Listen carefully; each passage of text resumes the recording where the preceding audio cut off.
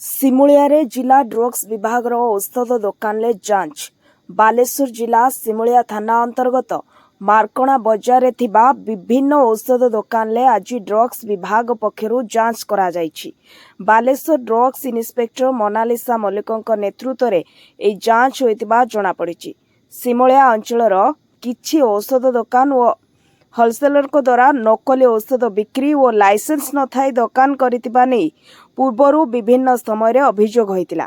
ए अभियोग को आधार करी आज ड्रग्स इन्स्पेक्टर सिमुलिया अंचल रे पहुंची अनेक औषध दुकान ले जांच करथिले।